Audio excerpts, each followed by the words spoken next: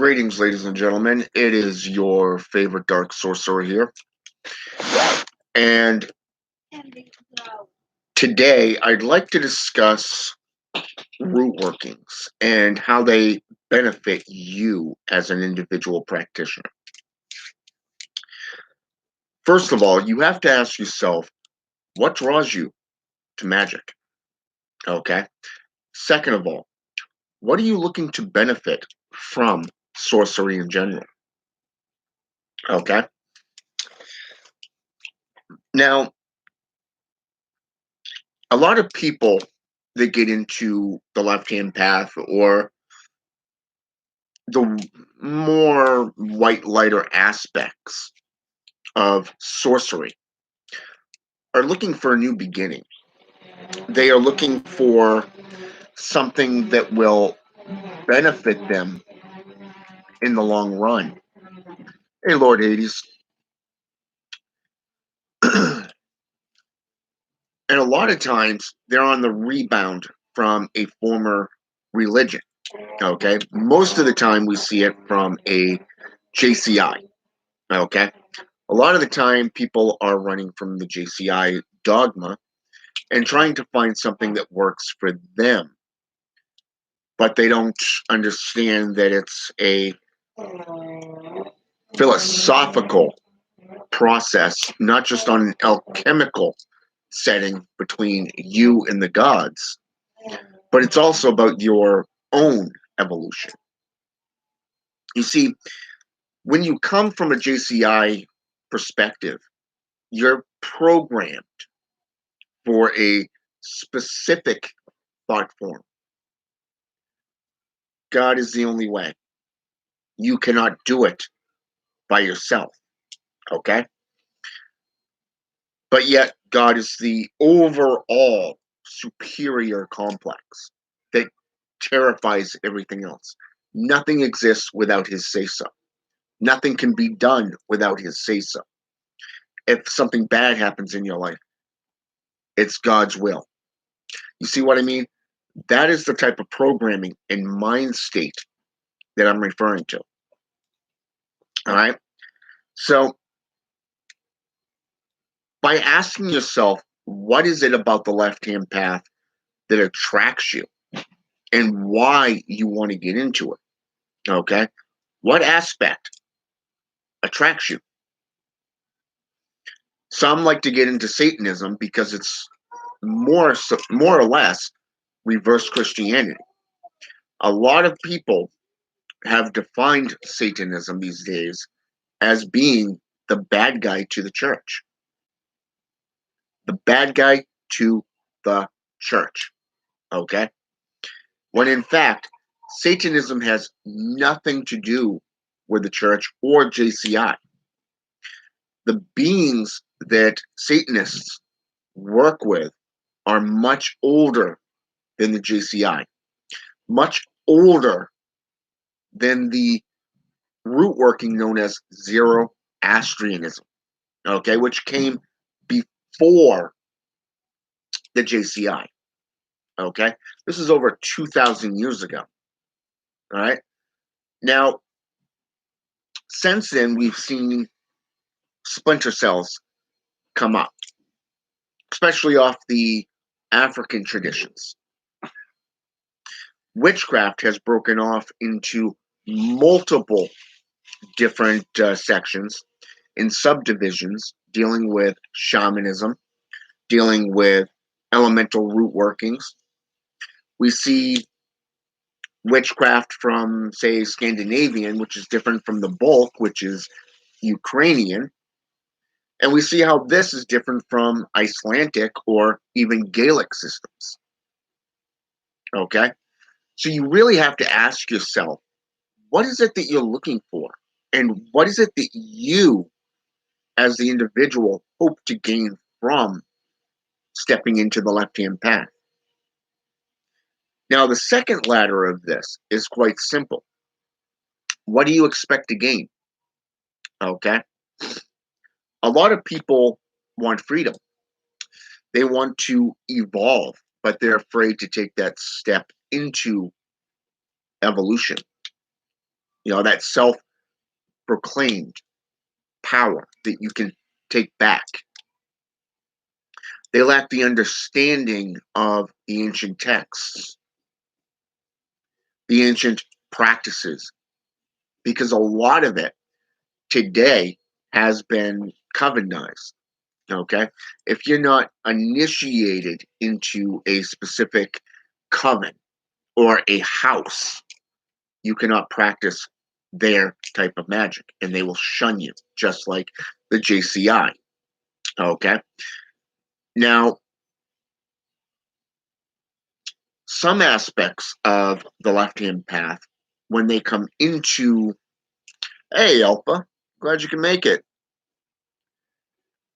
Some aspects of the left hand path, when these newcomers come in, they don't understand that you have to shun your past experiences. This is a form of self-imitation. Okay. Now you can do a self-imitationary process and be recreated so that you can begin your journey. It is a psychological and spiritual beginning. Okay, process. Think of the tarot card in the major arcane, the Tower. Okay, one of the greatest things about alchemy is that you have to destroy something to create something new. Okay, you look at the world around us. For a mini mall to go in, you have to destroy what was there. Okay, so therefore, those who come into the left hand path practices have to do the same. Okay, it is not about who's right or who's wrong, because in truth, in reality, there is no right way and no wrong way to practice Satanism or any other tradition. It is where your practices and your practices alone take you. It's what you benefit and reap from your own root workings. Okay. Now, there is nothing wrong with learning from more experienced magi or sages. Okay. There is nothing wrong with working with more experienced priests or priestesses within the pagan, Wiccan, shaman, or even voodoo traditions. Okay. A lot of people believe that you have to join a coven. This is not true. You can join a coven if you want to. Okay. No one is going to twist your arm one way or the other. Okay. The only reason they say that you need to join a coven is so that you can learn the basics, to learn the act and be trained properly within that system of magic. After that, it's all up to you if you wish to stay or go. Okay. When you get into Palo Mayumbi, for an example, each house has a different set of guidelines. Each house has different practices. One practices Brujeria, another one practices Santa Morte, for an example. Another one would practice. I'm just giving you examples here. Another one would practice different types of African root workings. Okay, such as Kimbiza. Okay, just for an example. It's the same thing in Quimbanda and Umbanda practices. Okay. Whereas in Hoodooism, it's more of a white light lovey dovey aspect. But if you're lucky enough to train underneath a mumbo or a hugan, okay, of old school belief structures, you will benefit greatly.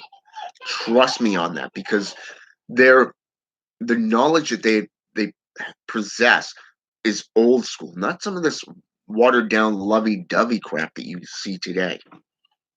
It's the same thing with voodooism. Okay, New Orleans voodoo is different from that of Haitian voodoo. Okay, I'm talking the DM Haiti. Okay, region, the African Caribbean traditions, and they are different from that of the Congo and surrounding regions. Okay, each system is different, and they practice different belief structures.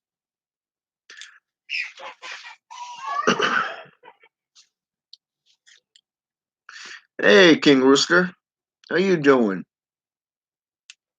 I'm right there with you, Alpha. Love the old school way of teaching. And what's interesting to note is there are old school practitioners out there that have written books, but they've really been denied the popularity from these other new age groups and practitioners being dubbed fakes or con artists. And they've really been shunned away from. But I can tell you that they are out there. You just have to find the root workings that fit you and go with what speaks to you. The soul really knows the truth. And when you tap into that soul, the ka, it will lead you to where you need to be and what's right for you as the individual. Okay. For an example, recently I've been delving heavily into the Ukrainian, Slavic, and Scandinavian traditions of witchcraft. Really liking what I'm finding there because it's not only aligning with the old folk tales and the old folk magic of of the old world, but it is really aligning with the traditions of the Mazajira Cabal system. Now, like any system, it's going to be watered down. Like any system, it's going to be corrupted and only half truth put out there. But you've also got to take into consideration that religions have also played a huge part in this corruption, in this watered down systems that we have today.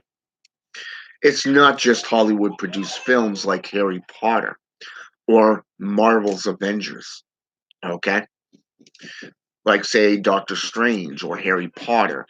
Get into this Witches of East End or Charmed, the old and new version, okay? Don't get me wrong. I love these sources, including the chilling adventures of Sabrina the Teenage Witch. I really dig it. I do. Love the anime aspects of it. But here's the thing, you got to separate fantasy from reality. Okay. And a lot of people today on social media, they can't tell the difference. And they compare both. I once attended a voodoo ritual. The ritual dealt with similar methods of Native American Indians, such as dancing around a bonfire, having a good time, the beating of drums, much like in shamanic traditions.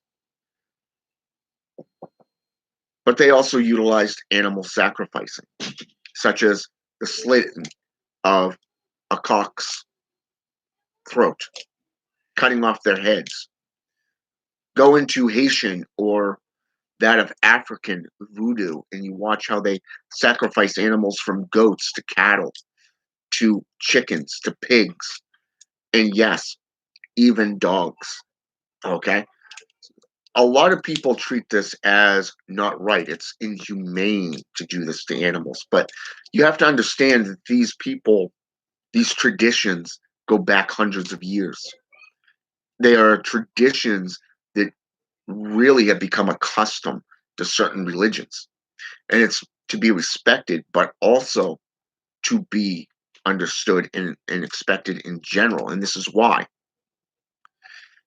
We all know in Satanism and demonolatry that blood sorcery is what you would call is normal. A lot of practitioners of Satanism will utilize their own blood. Okay, they will cut their their own skin. They will cut a finger, maybe the palm of their hand. Something that's life threatening, but will get the job done. You see, blood offerings is also known as bloodletting. Okay, and people don't realize that even in this aspect, even Christianity has utilized this. Okay, they have utilized this going all the way back to the ancient Canaanites, who used to be known as Chaldeans. Okay, you look at the book of Leviticus for an example. It is known as the book of the law. You look at how they treat the animals within the burnt offerings. You can even Google this for yourself. Get yourself a Bible and read it. You'll see that they utilize animal sacrifices. So this is really nothing new. This is nothing new except for modern day society has decided all of a sudden, guess what?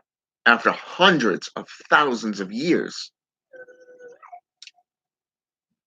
that it's not right to sacrifice an animal. But yet, you have hunters that go out and shoot animals. You eat animals. You do it for sport and for game.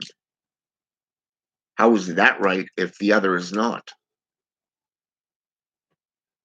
You see my point. You see, it's that lack of understanding of history, mythology, okay? Art and history have always played a part in it. Every single tradition, including necromancy, including chiromancy, spiritual conjurations, bones have always played a part in sanctifying a ritual ground. It doesn't matter if it's a church, it doesn't matter if it's in the woods or in your own private sanctuary, your inner sanctum. This stuff has been there. So by asking yourself, what do you expect to gain?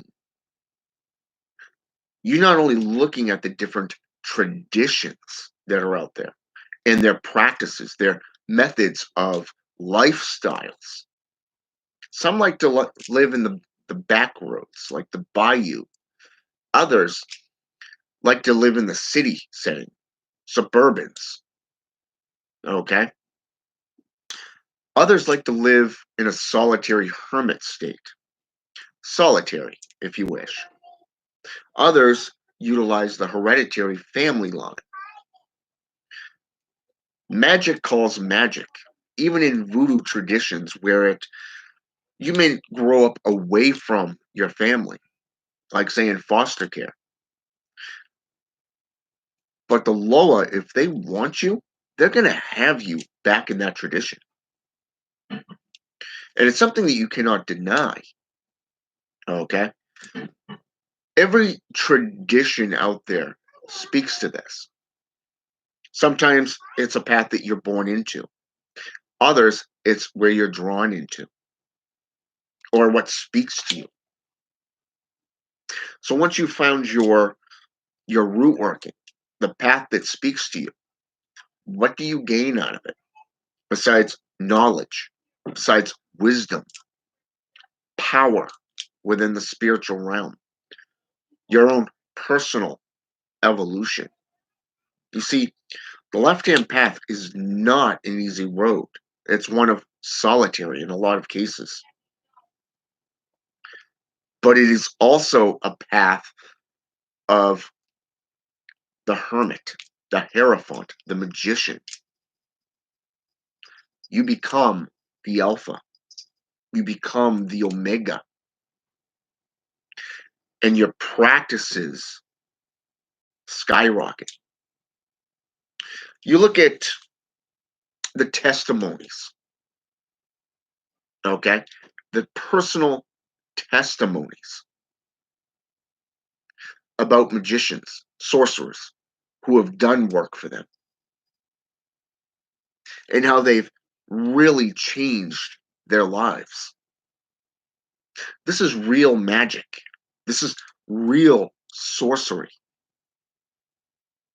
It's not this fun, lovey-dovey, let's pray crap that Christians do, or that they shun you because you have a different belief structure. Just because you don't go to a church doesn't mean you're not spiritual. It doesn't mean that you don't follow a code of conduct, a set of established procedures within a philosophical content. A lot of times you have one faction spreading seeds of doubt. You look at how Christians conquered the world. They had sheer number, but they were after the minds of the people.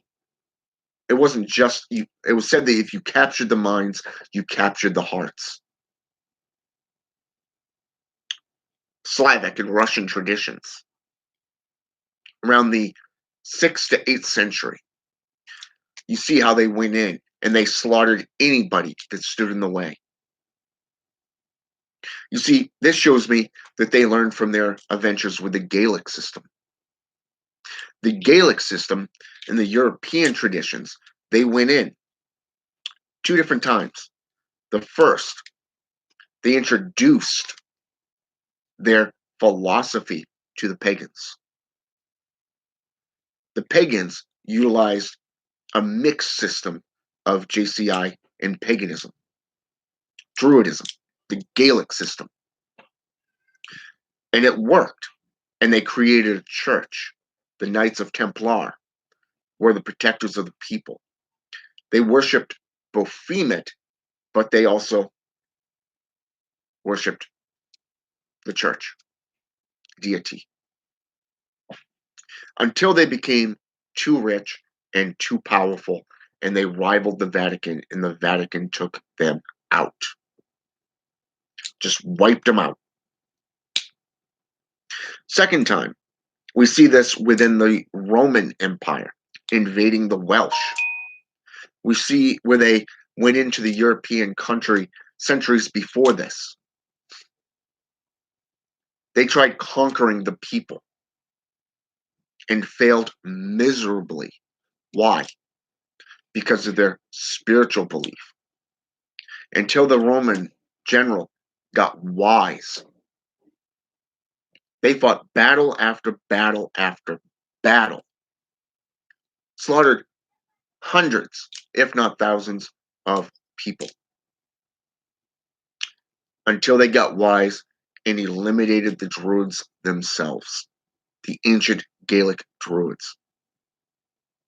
We see the same technique within the slave trade, or what used to be the slave trade. How they brought these African traditions from Malawi, Ethiopia, Congo regions where voodoo, palo, kimbiza were all practiced. Brought them into the Caribbeans, such as Cuba, such as Haiti, South America, and all the way up into the North America. We see how this transpired and how their beliefs intermingled with theirs to hide their gods in plain sight. But we also see the revolution that was fought to free these nations from the tyranny. We see it through history, through mythology, through storytelling. You see, voodoo is much like the Viking traditions of song and storytelling. They pass it along. But it also goes back all the way to ancient Gaelic Druids, where everything was spoken through story, through song, And it was believed that they would go to Valhalla if they died in honorable combat. And their legends would live on through story and song. This is how legends are born. But yet, in the African traditions, it's a lot different. A lot different. Guerrilla warfare was fought in Haiti, where a bunch of these slaves went up into the hills. They got in contact with the Loa, learned guerrilla warfare, terrorized the slave traders, and wiped them out. Ironically, about a decade later or so, the man that they put in play as king was also a tyrant. He became a tyrant, and they executed him as well. That's why ego is not played in here. This is why ego is not a part of occultism. It is why it's not a part of the left hand path. It's not about who's right or who's wrong. It is about the practices. If individuals wish to bring drama in and they wish to hold on to their past, just make sure it doesn't become out of sync with what you're trying to do, because then it'll come back on you. Okay? Now, some of the things that I would recommend for those of you getting into the left hand path is not only ask these two questions, but also I would take it a step further and ask yourself, what does magic mean to you? And what do you hope to accomplish with it? Because another aspect of this that we see on a day-to-day basis is con artists taking advantage of the uninformed. Okay? We see where these Illuminati wannabes are coming in because they've watched one too many Hollywood produced productions and they believe, oh, New World Order, let's make it happen. Do you know how many people have come to me personally and said, well, 5 years ago, I dropped this amount and they're still asking for more money, and I haven't seen one bit coming back to me? Do you know how many times these morons have come to me wanting me to join? I play along with their fantasy for two reasons. One, I want to see how far they're willing to take it. But I also want to see how much they're willing to do for their belief, because I can take their profile and put it right out in the open for everybody so that they know who this individual is and see firsthand their idiocy. Because if you want to help people, if you want to become a wise mage or sage, a witch, warlock, bruja, palera, or even priest or priestess, you got to know your tradition. You got to understand where your tradition comes from. It's history, it's mythology, which means you got to delve into the gods of the old days. For an example, in Satanism today, they pray to Satan. And the tradition of Islam, it's known as El Shaitan or Iblis. In Egyptian, you got Set or Seth. Loki in Norse. Hades or Mephistopheles in Greek. Mesopotamian traditions. Okay? But then if you go into Slavic traditions, you have Satanel with an EL at the end. And when he fell from the heavens and became a demon, he became known as Satan, dropping the EL at the end. You see what I mean by the different names, the different deitas that you have to learn. You have to delve into their mythology. You have to understand the practices, the different traditions. As a friend of mine recently told me, there are the traditions and you have currents, but then you got the current. And when you tap into that main current, it's undeniable that you're not going to go back to those other currents because it's something that works for you. It is something that actually works. This is what I'm talking about here. You have to actually understand. So when you get into things like the witch's creed, the witch's oath, or the witch's pyramid, which in my opinion are the exact same thing, by the way, just different definitions of it. There's a reason why to know is the very first one. The very first one. To know thyself and to know thy craft. Okay? To will, to dare, to keep silent, and to go forth. Ironically, that they're in that order. But so many people don't pay much attention to that. They spew the words that they've been taught, just like reverse Christianity. Those are the Christian traditions. People no longer do their own homework. Instead, they take things at face value. You have to know yourself before you can know someone else.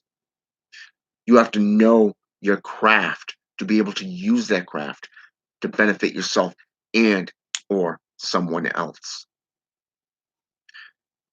This is why personal testimonies come in handy. You see, when you're true to who you are and what you do, people are going to take notice. They're going to go out there and spread your name to the public. And they're going to recommend people to you. Not the other way around. You can put yourself out there 24/7 and no one's going to touch you because you don't have that reputation. But once somebody has the gall to step out, to dare to step out and say, hey, this guy did a ritual for me, or this woman did a ritual for me, and I benefited from it, they're talking about, and they give their personal testimony. Then guess what? Another person comes forward, and another, and another, and another. And before long, you're not only respected, but also feared by your enemies. Because you are going to get enemies along this path. People who are going to bad mouth you. They're going to bad talk you behind your back. They're going to slander your name, and they're going to try to interrupt what you do. It's out of jealousy. It's out of spite and hate. But you got to be the one step up and just show them. Guess what? This is what hard work gets you. This is what all that time and effort studying and practicing.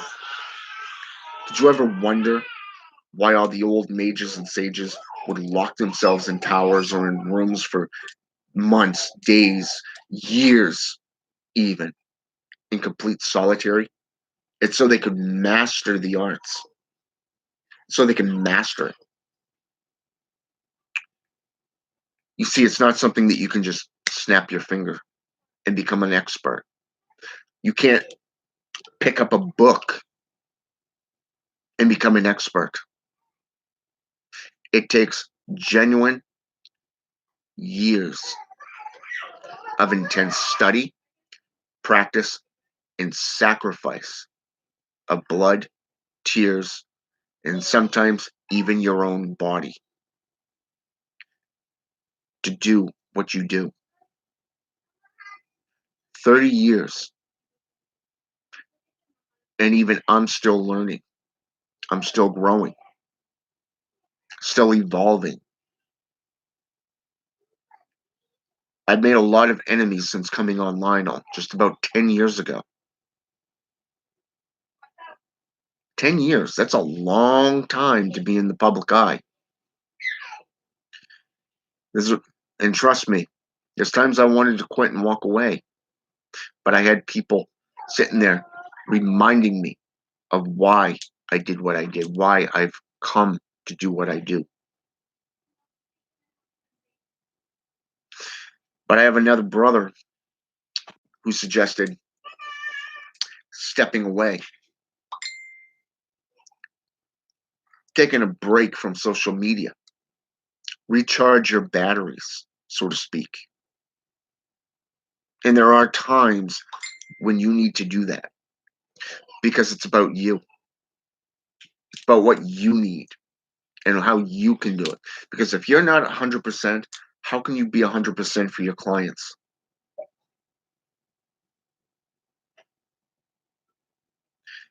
But you got to live by a creed. You got to live by an oath. Satanism, you have a creed, you have regulations and rules. A lot of people believe that you don't. That's what I mean by uninformed compared to the initiated. You get into witchcraft and you have things like the witch's oath, the witch's creed. You know, you have the nine noble virtues, the 47 rules of power, for an example. Things that you study and you master, things that you take into heart. It's how you represent yourself that others see. And when they see you being true to yourself, of who you are and what you are, that's when things come your way. More so when you live by two rules in general. You see, in Satanism, it's self preservation and self gratification. But two rules I have always, for just about 10 years now, gone by is this: whatever you preach, always back it up with multiple sources. And number two, always make yourself available to the public. Why? Well, number one, it shows the differences in the similarities, the commonalities between traditions. But two, you're giving resources for those who wish to study, to learn, that they can go to and see where it leads them. And second of all, as an ordained priest, to which I am, by the way, but here's the thing: as an ordained minister, or as a spiritual leader, being a shaman, a polero, a bruja, a witch doctor, a shaman, a necromancer, whatever title that you have taken on, you answer to the public. So you have to watch what you say. You have to watch what you do.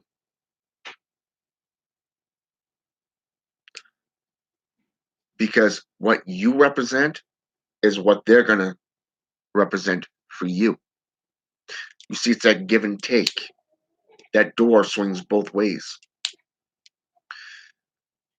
And we do live in a time where you are held accountable for your own actions.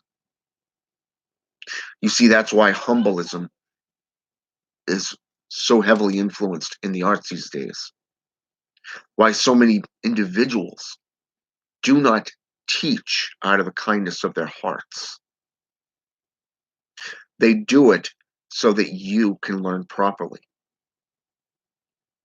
so that you can do the work yourself. And with that said, I hope this has been intellectual. I hope it's been enlightening. I want to thank everybody who has participated over here. I know there's a lot of writing up here. I haven't been reading a lot of it, just the names. I know a few people on here that I've recognized. The Aquarian Dragon, I didn't recognize you, and I apologize for that. And I know Alpha's been on here. Circe, Greek. Yeah, the Greek goddess of mystics, whereas Hecate is the goddess of witchcraft, ghosts, the underworld, justice, and necromancy. Isis, the mother of witchcraft, in Egyptian. Freya or Freyja in Norse mythology. So depends on how far you want to go back. So, anyways, I'm gonna call this one, and until next time, have a good day. I gotta go spend the afternoon with my boy, my son. We got company coming over here shortly, so enjoy, and I'll be back on later. All right, have a good one.